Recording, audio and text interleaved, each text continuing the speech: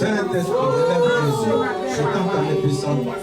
J'ai maintenant dans le chagrin, il me soutient sur le chemin. Sa musique est un son divin, précieux nom de Jésus, Jésus, Jésus, béni soit ton nom, Jésus, Jésus, oh merveilleux don, Jésus,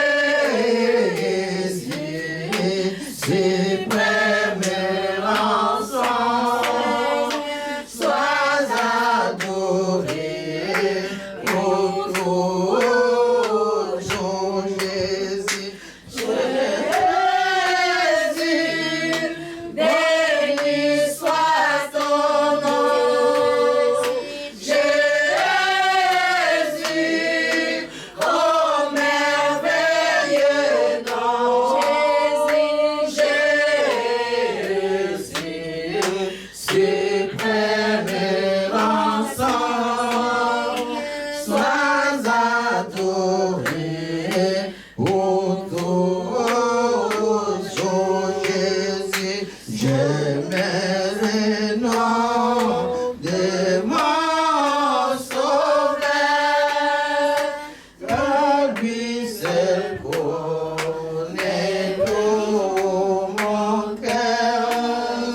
Lui seul me rend plus que vainqueur. Précieux nom de Jésus. De toute votre force. Jésus, béni soit ton nom, Jésus, Jésus, oh merveilleux don, Jésus, suprême rançon, sois adoré pour toujours, Jésus, toi acclamé et loué, Jésus, sois glorifié et loué, Jésus, sois exalté et loué, Jésus, béni soit ton nom, Jésus, oh merveilleux nom, Jésus, suprême rançon, sois adoré pour toujours. Dites avec moi, merci Jésus. Merci Oh, Jésus. tu es un don merveilleux. Tu es un don Un don merveilleux. parfait. Un don parfait. Merveilleux Seigneur, encore pour nous asseoir. Il est vivant. Comme Zachée aujourd'hui, nous allons toucher sa gloire. Comme Zachée, nous allons voir sa gloire. Nous avons entendu parler de lui, mais aujourd'hui nous allons toucher à sa gloire. Merveilleux Seigneur. Le livre de Matthieu 7, 11, je crois, c'est que la Bible, parce que c'était une lecture à faire en première. Il est dit, demandez, on vous donnera. Il faut que je le lise quand même. Il est écrit ceci. Matthieu 7, verset 11. Moi, je suis dans 21, Matthieu, je suis dans verset chapitre 21. Matthieu 7, 11. Matthieu 7, 7. Voilà. Demandez et l'on vous donnera. Cherchez et vous trouverez.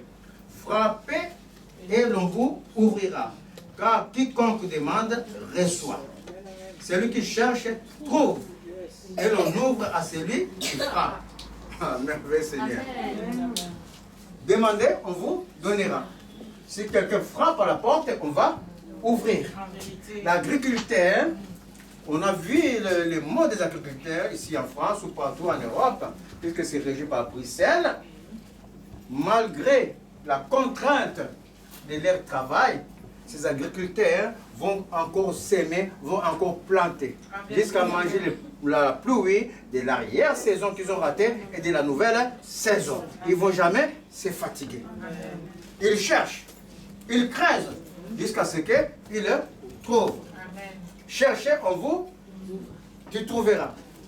Demandez, on vous donnera. Et Jésus dit, lequel de vous, je vais lire la parole de Jésus, c'est mieux. Jésus dit comme ça, c'était 7, voilà. Celui qui cherche tout. Lequel de vous donnera une pierre à son fils si lui demande du pain? Amen. Ton fils a faim, il demande du pain. Poisson, quand tu lui donnes à la place une pierre, il ne fait pas manger. C'est pas possible. Dites avec moi, c'est pas possible. Et comme c'est pas possible pour nous les hommes, ou s'il demande un poisson, lui donnera-t-il un serpent qui va le mordre? Ce n'est pas possible. Si donc, méchant comme vous êtes, méchant comme nous sommes, l'homme est méchant, est-ce que vous le savez? L'homme est canaille dans son cœur. Quand même il te donne dans son cœur, il médite des choses. Il atteint un intérêt. C'est ça l'homme. Et si méchant que nous sommes, nous savons donner de bonnes choses à nos enfants. À combien plus forte raison, notre Père qui est dans le ciel donnera-t-il de bonnes choses à ceux qui les lui demandent. Si nous, dans notre méchanceté, on arrive à donner, à combien plus forte raison le Père de qui vient de toutes choses. Lui qui ne mange pas, lui qui ne boit pas. Vous êtes en train de suivre? Lui qui n'a pas besoin de ce qui est chair et sang. Mais il a fait ce qui est chair et sang pour que toi tu en bénéficies. Vous êtes en train de suivre? Lui n'en a pas besoin. C'est pour ton bénéfice. Amen. Et pourquoi il ne te les donnera-t-il pas?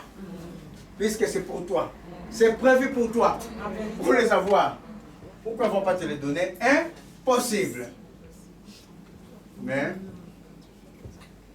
on arrive à voir que nous ne rentrons pas souvent dans notre grâce, dans notre demande. Parce que pendant notre demande, quel est le livre de Jacques 1? Jacques 1, 5.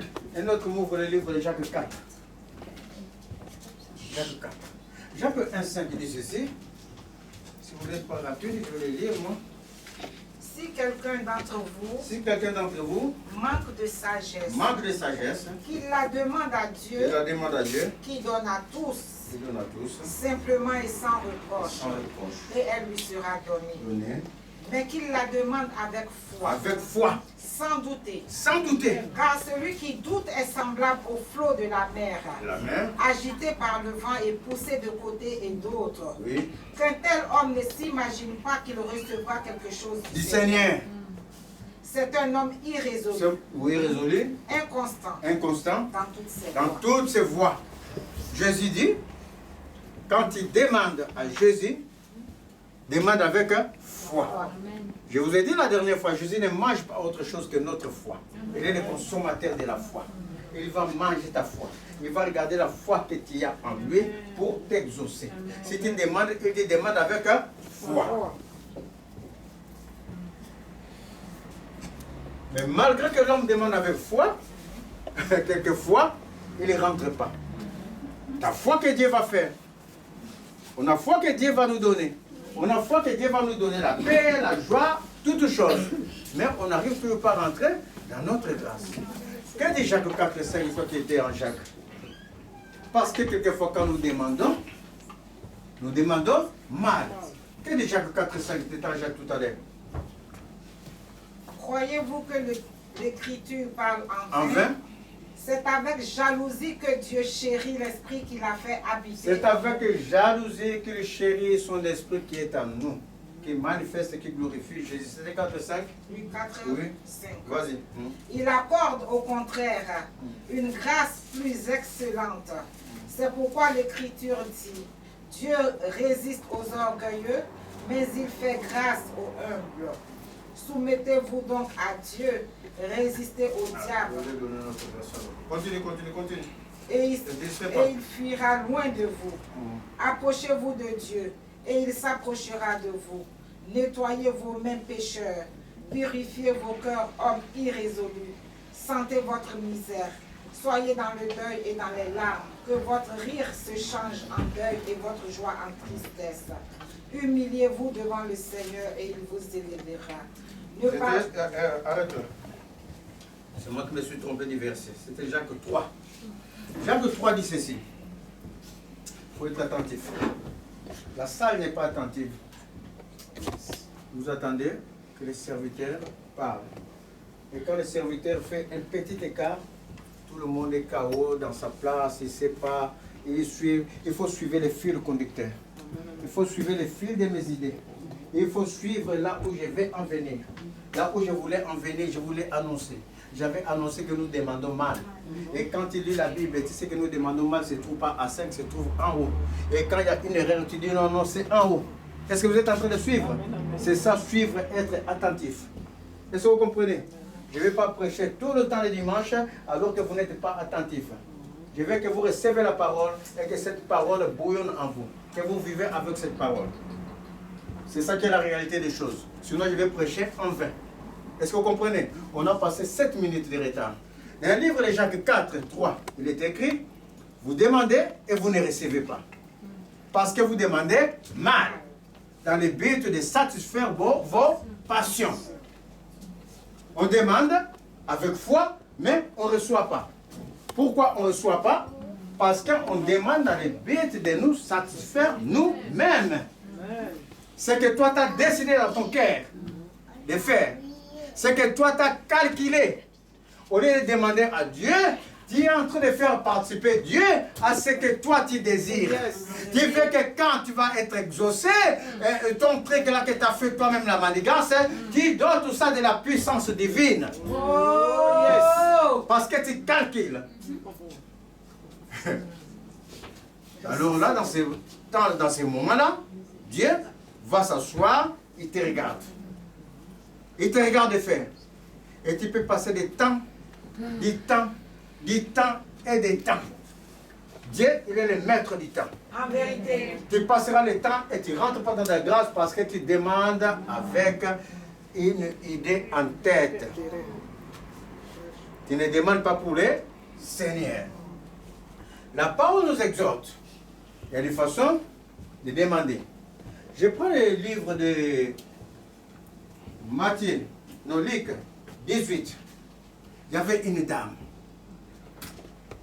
Cette dame était partie devant un juge. Les juges là ont dit qu'il n'avait d'égard à personne. C'était un juge unique d'iniquité. Il n'avait pas Dieu en lui. Il ne calculait pas Dieu, il était son propre Dieu. Mais c'est ce juge-là qui pouvait débloquer la situation d'une personne quand il décide de se décider.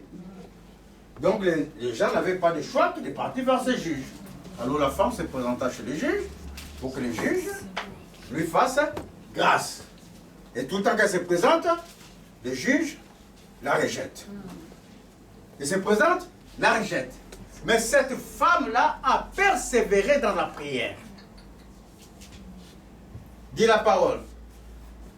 Par sa persévérance, un jour le juge dit, ah, moi je ne crains même pas Dieu.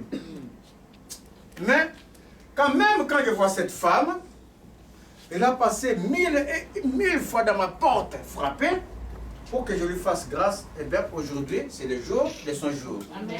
Le juge fit grâce à cette femme parce que la femme a persévéré. Amen. Quand tu persévères, ce n'est pas la même chose que quand tu t'attends à quelque chose de ton cœur que toi-même tu as programmé. Parce que quand tu as programmé toi-même, tu connais même quelquefois les temps. Tu te dis que demain, moi je vais aller là-bas, je vais faire ceci, on va savoir qui je suis. Mais sauf que comme tu n'as pas mis Dieu en avant, quand tu vas aller là-bas, c'est toi qui vas être surpris. Donc quand on connaît Dieu, on persévère. La persévérance, c'est lié à un mot qui est dit la patience. En vérité, je persévère parce que je n'ai pas, mais par la patience que j'ai, je vais persévérer dans la prière jusqu'à ce que Dieu me donne. Vous êtes en train de suivre? Cette femme persévéra dans la prière jusqu'à ce qu'en importunant le juge, et le juge lui donne. Cette femme persévéra devant Dieu jusqu'à ce qu'il rentre dans sa grâce. Vous êtes en train de suivre? C'est ça qui est l'histoire. Au-delà de cette femme, il y avait une autre femme dans les livres de Marc, je crois. Ça doit être Marc 21. Vous chercherez chez vous. Cette femme dit qu'elle avait une fille qui avait un esprit impur. Alors qu'est-ce que cette femme va faire?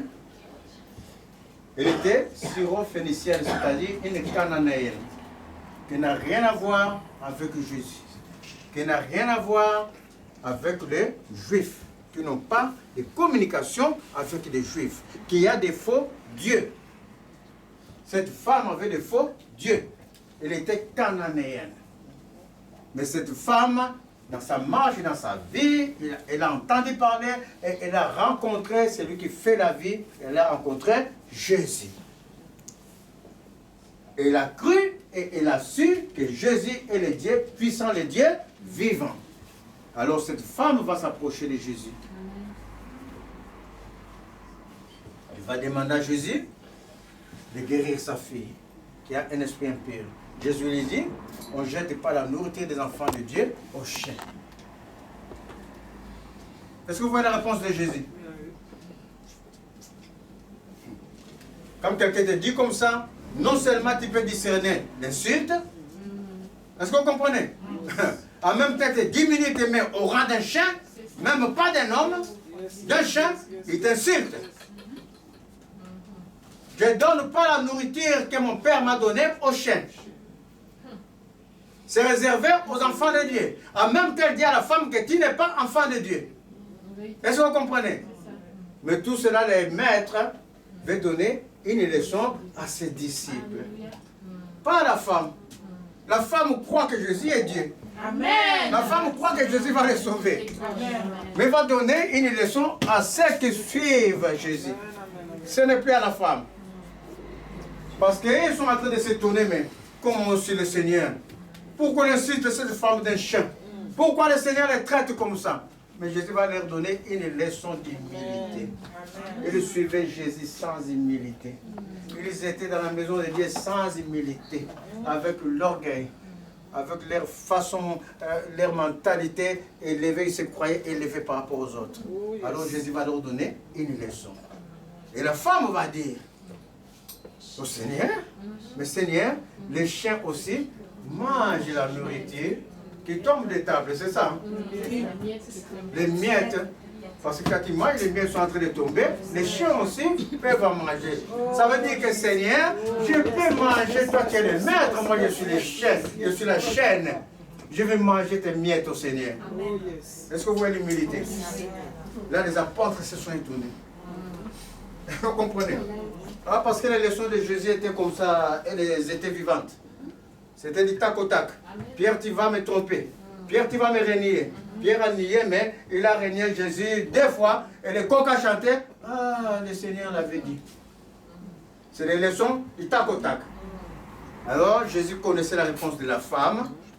Il a provoqué la situation. La femme dit, mais les chiens aussi mangent les miettes qui tombent de la table. À l'instant même qu'elle a prononcé cette parole, l'esprit impur était sorti de sa fille dans la maison. Amen. La première demande, l'humilité. Ne viens pas devant le Seigneur. Seigneur, donne-moi. Toi aussi, tu ne me donnes pas depuis là. Ça fait 100 ans que je suis à l'église. Moi, je prie. Moi, je chante. Moi, je plie genoux. Je m'agenouille toute la nuit, Seigneur. Ça, c'est l'orgueil. Mais tu es en train de demander à un plus grand, tu ne peux pas le commander. Est-ce que tu étais dans son conseil? Qui a fait le monde?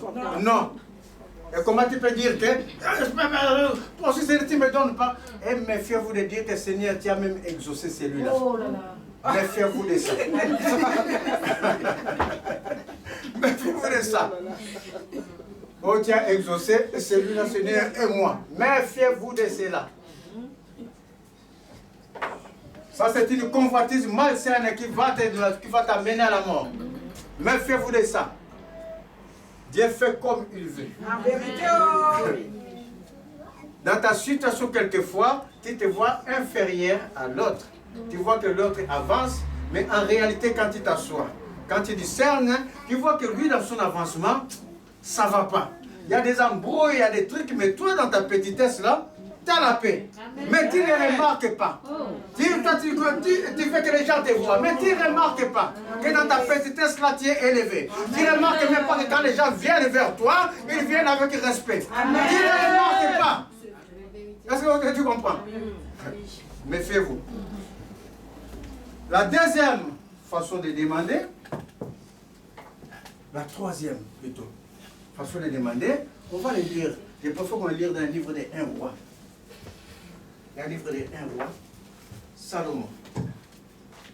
C'était dans 1 roi, pourquoi je l'ai écrit là? Le livre des 1 roi, Salomon. On voit que Dieu s'approcha de Salomon. 1 roi 3. Dans la nuit, le Seigneur s'approcha de Salomon. Oui, à partir du verset 3, à partir du verset 5. 1 roi 3. À Gabaon. Oui, à Gabaon. L'Éternel apparut en songe à Salomon.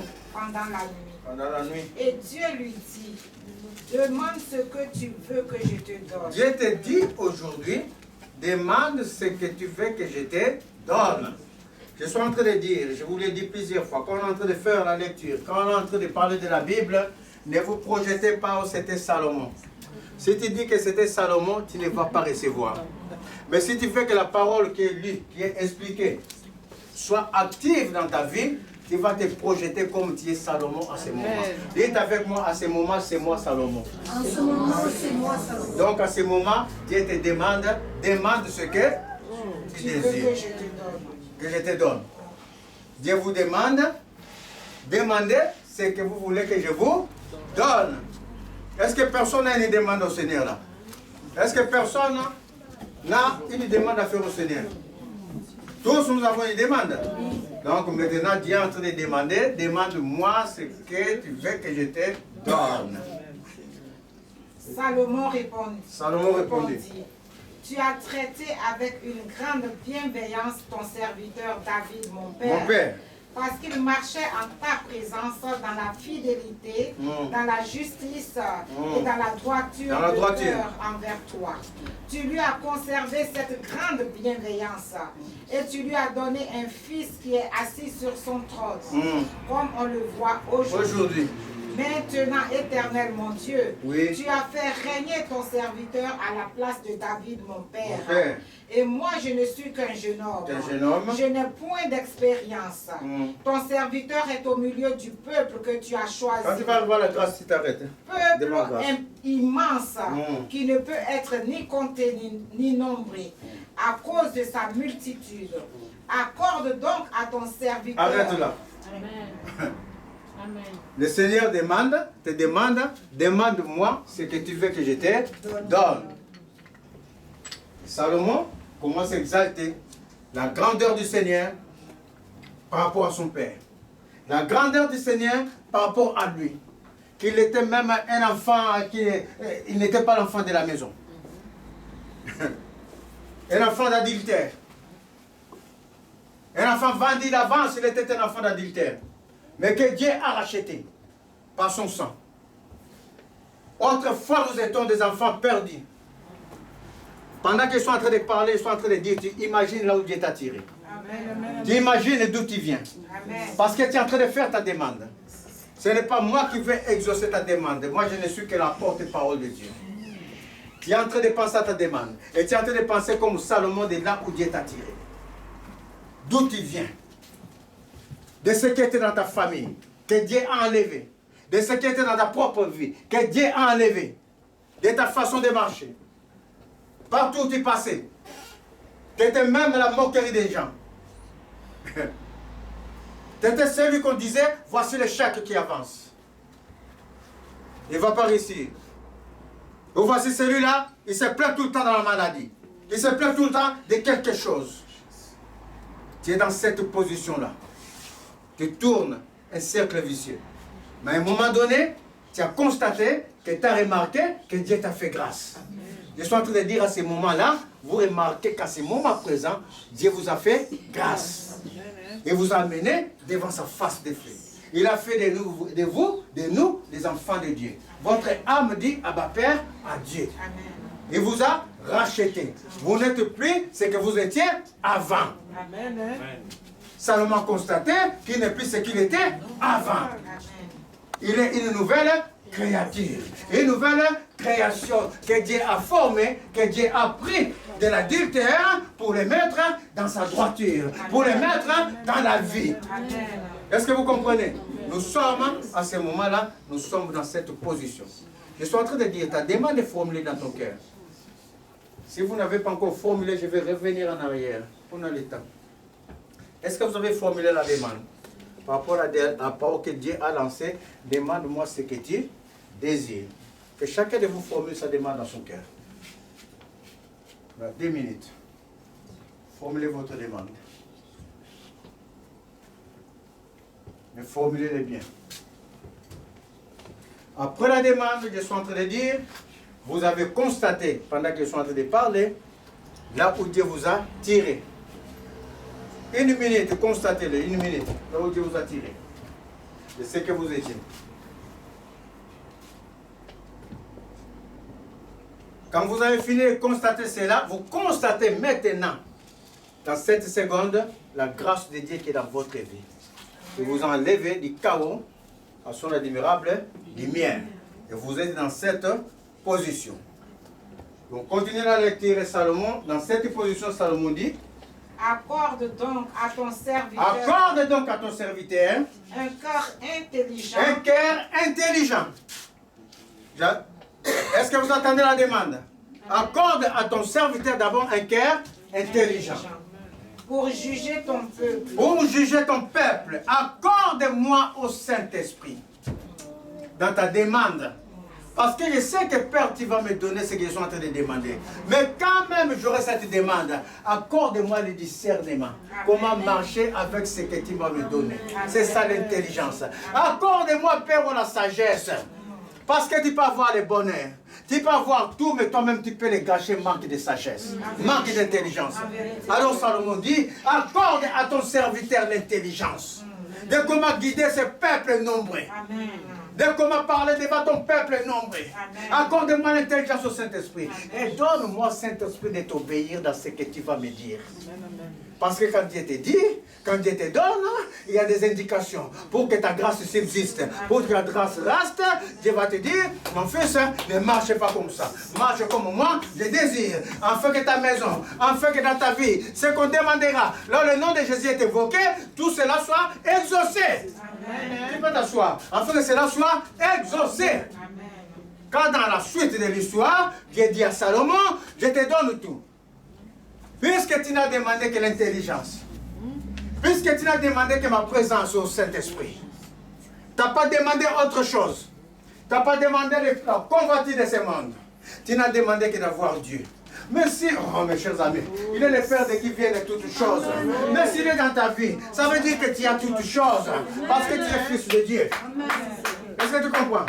Donc, au lieu d'aller chercher là-bas que je n'arrive pas à voir, moi je vais chercher mon Dieu. Quand je vais chercher mon Dieu, il dit que ce que tu cherches là-bas, c'est moi qui ai donné l'intelligence pour qu'on le fasse. Mon fils prend au nom de Jésus.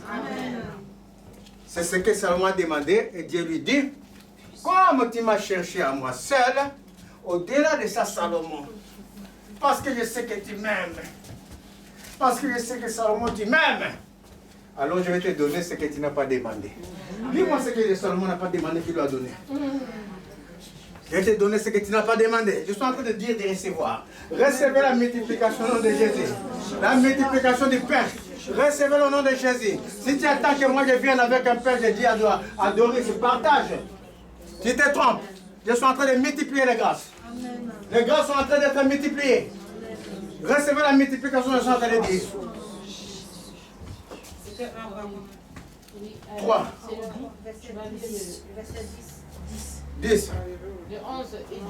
Accorde donc à ton serviteur un cœur intelligent pour juger ton peuple, pour discerner le bien du mal. Car qui pourrait juger ton peuple, ce peuple si nombreux?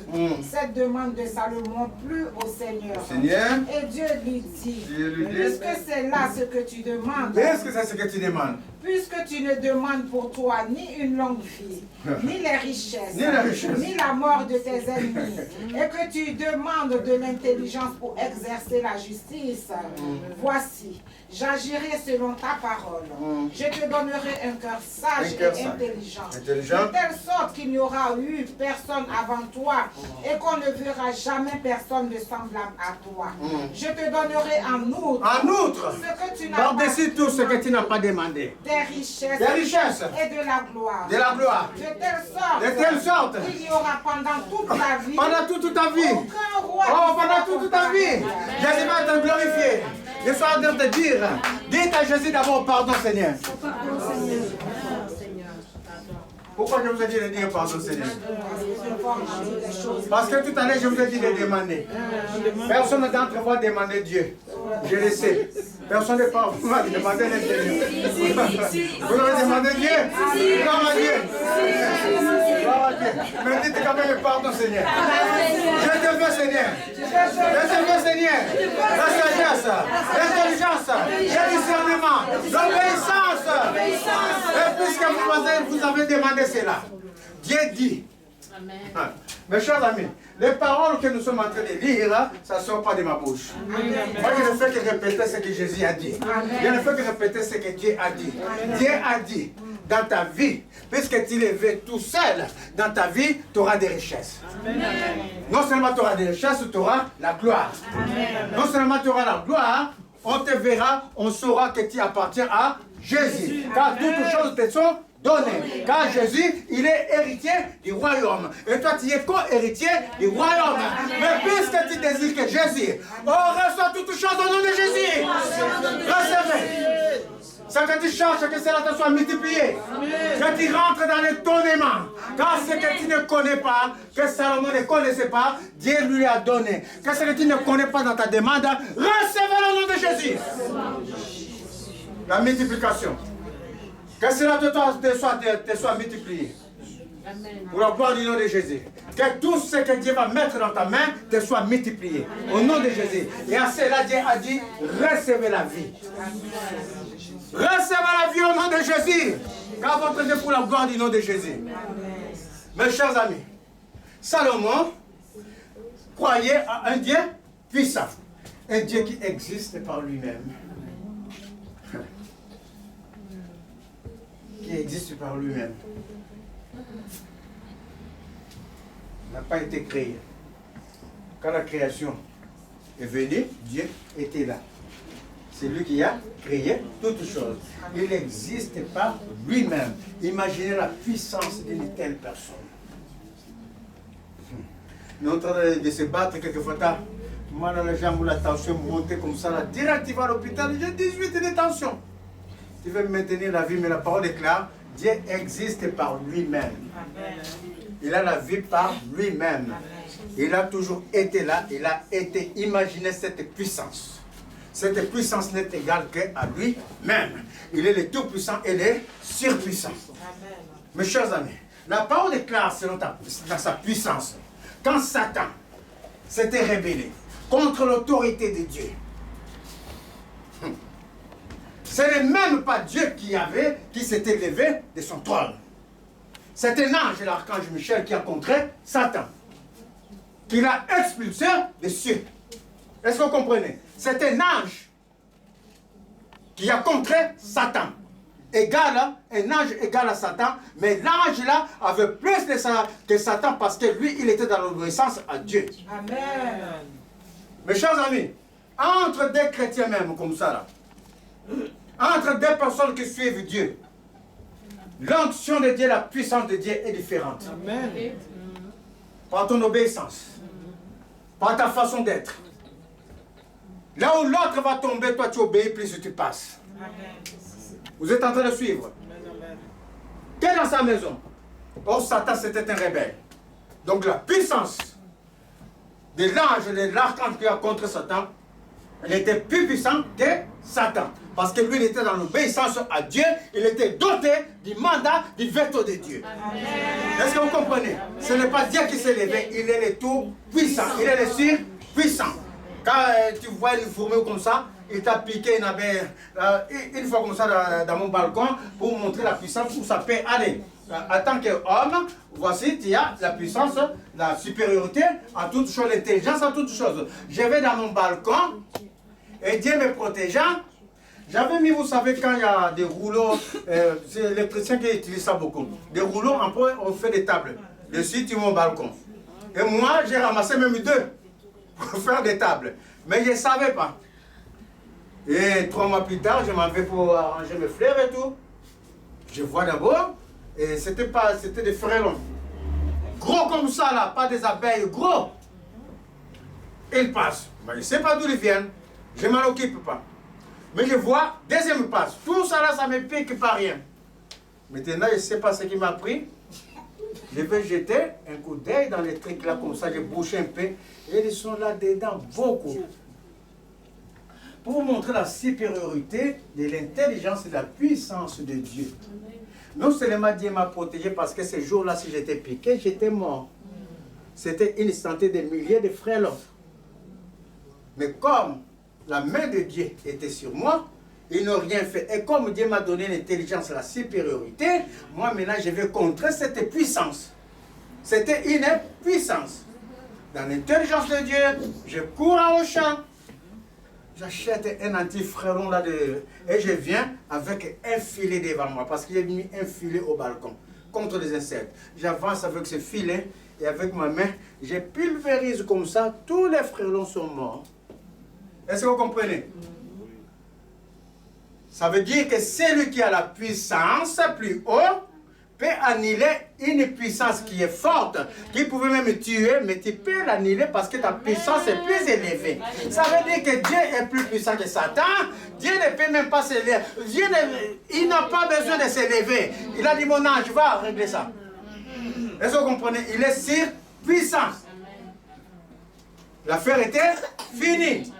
Quand Élisée était attaqué avec son serviteur Géasi, les Syrophéniciens étaient comme ça, les entourer. Et une armée forte, puissante. Avec des armes puissantes. Et les serviteurs étaient tout tremblants. Mais maître, comment on va faire maintenant? Mais Élisée savait que celui qui est avec eux, il est le tout puissant. Il est le grand guerrier. Amen. Le combattant suprême, c'est lui qui combat pour toi. Amen. Quand tu crois en Jésus, mes chers amis, ce que tu es en train de chercher, il va combattre, il va les prendre pour te les donner. Amen. Si tu n'as pas, si l'exemple n'existe pas dans le monde spirituel, ça existe. Amen. Il va les prendre de son monde spirituel que toi tu ne vois pas, amen, il va les mettre dans ta vie. Recevons au nom de Jésus. Recevons au nom de Jésus. Parce que, exemple simple, tu es en train de chercher par exemple une régularisation administrative. Ça existe. Dans ce monde, tu ne vois pas la régularisation. Est-ce que tu les vois? Tu ne les vois pas. Il faut que la personne écrive. Alors Jésus va aller dans son monde spirituel. Il va prendre cette régularisation. Il va venir les mettre. Les mettre dans celui qui va traiter ton dossier. Je suis en train de dire que tous les dossiers qui sont bloqués maintenant, je dis à tout dossier bloqué maintenant de revenir maintenant en haut dans le nom de Jésus. À partir de cette semaine, je suis en train de dire que les miracles de Dieu s'accomplissent. Que tout dossier qui est enfoui maintenant soit suscité, soit mis en haut. Et que les miracles de Dieu viennent mettre un critère positif dans ce dossier au nom de Jésus. Et ils prennent ce que tu ne vois pas pour te les donner. Je suis en train de dire que la guérison vient dans vos vies dans le nom de Jésus. La guérison que tu ne vois pas, mais le meurtrier de Jésus te l'a donnée. Dis à cette souffrance, mon corps ne t'appartient pas. Dis à ta douleur, mon corps ne t'appartient pas. Mon corps appartient à Jésus. pour élever Jésus, pour glorifier Jésus. Recevez les meurtrissures de Jésus au nom de Jésus. Salomon croyait à ce Dieu qui est puissant, un Dieu qui est grand. Et quand Géasi a regardé, Géasi croyait à ce Dieu-là, Élisée plutôt a dit, Seigneur, ouvre les yeux de mon serviteur Géasi, afin qu'il voie l'armée qui nous entoure. Amen. Alléluia. Quand tu cherches Dieu, je vous dirai un secret. Élisée voyait l'armée. Géasi ne voyait pas l'armée. Ça, c'est pas un secret, ça. Amen. La parole est claire. Les choses cachées sont pour Dieu. Comme par exemple les jours de sa venue. Ça, c'est les choses cachées, c'est pour Dieu. Il connaît l'heure. Mais les choses révélées pour notre vie, c'est pour ses enfants. C'est pour nous. Si tu n'arrives pas à les percevoir, c'est un problème. Pour les percevoir, je vais vous donner un secret. Il est impossible que tu te mettes à lire la Bible. Essaye. Les voisins ne vont pas être dérangés. Tu marches toute la nuit comme ça, tu lis. Tu commences Genèse. Non. Tu lis. Et quand tu te fatigues, tu vas dormir, tu pries, tu vas dormir. Tu te lèves et tu pries un peu. Tu commences à lire ta Bible jusqu'à ce que tu sois fatigué. Lis sans comprendre. Tu lis tout simplement. Tu manges, tu es en train de lire. Les bois de cèdre dans l'intérieur. Hein? Tu marches là, 3h, 4h, 5h du matin. Tu trouves là. Il est impossible ces jours-là quand tu vas dormir. Il est impossible que Dieu ne te parle pas. Il est impossible quand tu es en train de faire ça plusieurs jours. Il est impossible que tes yeux ne s'ouvrent pas. Que tes oreilles n'entendent pas. C'est impossible. Est-ce que vous êtes en train de suivre? C'est impossible. Sinon Dieu serait mort. Mais c'est fait que Dieu est vivant. Amen. Il s'est fait, il est vivant. Quand tu le cherches, il sait que tu es en train de le chercher. Amen. Les anges se lèvent. Ils attendent. Jusqu'à... Il va se faire. Non, il est là. Maître, il est toujours là. Le maître dit oui, je l'ai vu. Et les manifestations commencent à se faire. Élie n'était pas différent de nous. Mais par la foi, il a eu. Élisée n'était pas différent de nous. Mais il a une foi ferme. Amen. La Bible ne raconte pas tout ce qu'ils ont fait en étant dans la face de Dieu. C'est ainsi que vous verrez des gens comme Élie, on ne les connaissait pas dans la ville où il était. On ne le connaissait pas dans la ville de Toulouse. Mais un jour, Élie s'est présenté devant Akab. Pour se présenter devant Akab, ça veut dire qu'Élie était genou par terre tout le temps, tout le temps. Ça veut dire que l'Esprit de Dieu lui avait parlé quand il était dans la confidence avec Dieu. Si tu fais cela, mes chers amis, Dieu ne manquera pas de te parler. Et Élisée a vu la gloire de Dieu. Il a dit, Seigneur, mon serviteur ne voit pas parce que mon serviteur attend après moi. Attends, après, Élisée parle.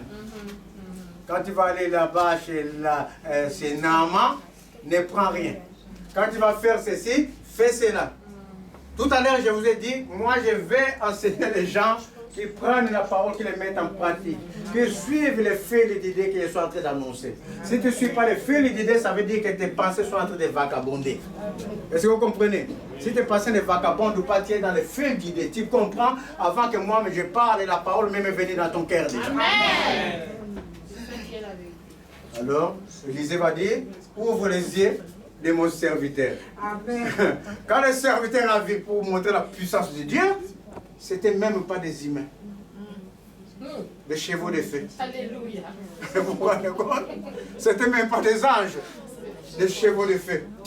Les anges ne connaissent pas leur forme. Ils se manifestent en forme humaine pour que toi tu n'aies pas peur. Parce que si un ange vient se manifester en forme de chevaux de feu, on va tous s'enfuir. Mais si se manifeste en forme d'humain comme ça, tu crois que c'est un homme qui te parle jusqu'à ce qu'il va te dire que je suis envoyé de Dieu. Et là, tu vas, pardon. Et il n'est plus. Est-ce que vous comprenez? On ne connaît pas la forme des anges. Ils n'ont pas toujours les ailes comme on voit dans les... Non, on ne connaît pas leur forme. On ne connaît pas la forme des anges. C'est tellement mystérieux les trucs des royaumes. Tu vas voir d'autres anges, Ézéchiel est en train de voir des roues qui tournent avec beaucoup de yeux partout. Il y a prodige, c'est le chérubin. Après l'autre côté, on va voir les chérubins représentés avec les ailes. Mais c'est quoi leur forme? On ne connaît pas la forme réelle. Est-il qu'ils sont esprits? Amen. Alors la vie, les chevaux de feu. La bataille a été gagnée d'avance. Vous comprenez? Il a été gagné d'avance. Ça, c'est la puissance de Dieu. Mes chers amis, il y a un monsieur, on va finir dans ça. Il s'appelait Zachée. Trouve mon Zachée, il était, peu importe, ne trouve pas. Je vais le réciter. Zachée. Un monsieur, il était collecteur des impôts. C'était un voleur qui soutirait l'argent aux gens. Quand tu vas payer ton impôt, si tu vas payer 2 €, lui va dire que tu vas payer 4 €. Comme ça, les 2 € vont dans sa poche. C'est un Zachée. Est-ce que vous comprenez? Zachée, c'est l'homme que nous sommes, qui manigance les choses. Maintenant, nous avons connu le Seigneur. Nous sommes à peu près saints. Nous sommes à peu près saints. Est-ce que nous sommes saints à 100%? Non. En tout cas, moi, je ne suis pas pire à 100%. Si toi, tu es à 100%, moi, je ne suis pas à 100%. Mais je sais qu'il y a que Dieu qui me soutient. Amen. Dieu qui travaille sur moi. Et il y a que Dieu qui me sanctifie. Amen. Ne distrais pas la scène. Écoute la parole. Mon petit, ne distrais pas la scène. Tu écoutes la parole. Ne te distrais pas toi-même. Tu écoutes la parole. Sois attentif à ce qui est annoncé. Et Zachée, ce jour-là, quelque chose avait touché son cœur. Il dit, mais c'est Dieu là. J'entends parler Dieu, Dieu, Dieu. J'entends parler qu'il pardonne les péchés. J'entends pardonner que dans n'importe quelle faiblesse, le Père peut te pardonner. Zachée était court. C'est-à-dire handicapé. C'est-à-dire que tu es handicapé par tes comportements. Tu es handicapé par tout ce qui t'entoure, tes distractions. Zachée était un homme court. La Bible, quand la Bible insiste sur les choses, parce qu'il y a une explication. Il était court parce qu'il est handicapé comme nous par tout ce qui nous entoure, qui nous distrait de venir devant Dieu. Est-ce que vous comprenez? Oui. Mais ce jour-là, Zachée dit, moi, aujourd'hui, c'est le jour de mon jour. Amen. Il faut que je voie le Seigneur. Amen. Je vais voir la gloire de Dieu. Alors Zachée va courir plus vite que tout le monde. Avant que Jésus passe, il va monter sur un arbre. Mais pendant que tu es en train de vouloir, pendant que tu as décidé dans ton cœur que ma vie ancienne c'est fini, je veux suivre Jésus, Jésus t'a vu déjà. Amen. Amen. Pendant que tu es en train de bousculer, de gesticuler, Jésus voit déjà tes efforts. Amen. Il va se présenter à toi, ne t'inquiète pas. Et Zachée court, il monte sur un arbre, là le Seigneur ne va pas me rater. Et le Seigneur arrive, le Seigneur n'a même pas regardé en haut, arrive comme ça. Zachée, descends, aujourd'hui je vais souper dans ta maison. Amen. Je ne suis pas en train de dire que tu es en train de faire de mauvaises choses et que parce que tu t'approches à Dieu, tu n'as pas fini tes mauvaises choses, Dieu t'appelle et tout est fini. Ce n'est pas ça que je suis en train de vous dire. Parce que la suite de l'histoire montre Zachée repenti plutôt, un Zachée qui appelle Jésus dans sa maison. Un Zachée qui fait un souper pour Jésus dans sa maison. Un Zachée qui fait un souper pour Jésus dans son cœur. Amen. Un Zachée qui ne marche plus selon ce qu'il était avant. Oh, yes. Est-ce que vous comprenez? Amen. Ce n'est pas que j'étais canaille. Comme Dieu pardonne, Dieu m'a pardonné, je continue dans ma canaïnité. Impossible. Impossible. Zachée a fait quelque chose. Il a mis Jésus dans son cœur. Il a fait un souper pour le Seigneur. Il a fait un souper pour les amis du Seigneur. Et Zachée n'était qu'entouré du Seigneur et des amis du Seigneur. Il s'est repenti totalement. Amen. Voici comment Dieu exauce ses enfants. Amen. Il n'y a pas d'autre transmanière. Il y a l'humilité. Surtout l'humilité de cette femme qui a mangé des miettes de chien. Il y a la persévérance de cette femme. La persévérance Ça veut dire que je vais patienter jusqu'à ce que Dieu me donne mon truc, mais je ne vais pas faire des écarts. Cherchez que la face de Dieu. Quelqu'un fatigue bien, mais tu as mal, tu veux vraiment de cette chose. Seigneur, quand je vais sortir le matin comme ça, là, donne-moi ton obéissance au Saint-Esprit. Quand je vais sortir le matin comme ça, donne-moi le discernement des choses. Pendant que tu es en train de marcher comme ça, là, le Seigneur dispose des choses pour toi. Quelquefois, des gens que tu ne connais pas. Et quand la personne va te regarder comme ça, pourquoi tu me regardes? Mais tu ne sais pas quand il t'a regardé, si tu t'approches seulement, tu dis bonjour. La suite, le Seigneur veut prévu quelque chose qui va se faire. Tu n'es pas seul dans ce monde. Amen. Vous comprenez? On est dans ce monde. Jésus a prié, Père, ils sont encore dans ce monde. Aide-les à vivre dans ce monde. Donc quand tu sors le matin, Saint-Esprit, aide-moi à t'obéir et donne-moi l'intelligence, le discernement des situations. Que les situations que tu as prévues pour moi ne passent pas inaperçues à mes yeux. Amen. Vous comprenez? Là, le Saint-Esprit va te faire entrer dans toute la gloire. Quand tu vas à la gauche, tu dis non, mon fils, à droite, là-bas, là, voici l'or là. Tu vas là-bas. Est-ce que vous comprenez? Les prières qui plaisent à Dieu. Et il y a une arme puissante de la prière. Est-ce qu'on parle de la prière? Qui surpasse tout ce que nous allons parler. Que ce soit l'humilité, que ce soit la foi, ça découle autour de cette arme. Si l'arme-là n'avait pas été, tu n'allais pas avoir la foi en Dieu. Si cette arme-là n'avait pas été, tu n'allais pas être exaucé par Dieu. L'arme-là, c'est le sang de Jésus. Amen. Amen. Tout simplement le sang de Jésus. Le sang qui a changé ta vie. Amen. Quand le sang de Jésus a coulé, mes chers amis, tu es sorti de là pour venir là. Dans sa main. Amen. Ça, c'est une arme puissante dans la prière. Alléluia. Seigneur, que ton sang tout simplement me couvre. Couvre ma famille au nom de Jésus. Couvre ma progéniture au nom de Jésus. Couvre ceux qui sont encore dans mes reins dans le nom de Jésus. Amen. Ça, c'est des prières puissantes. Recevez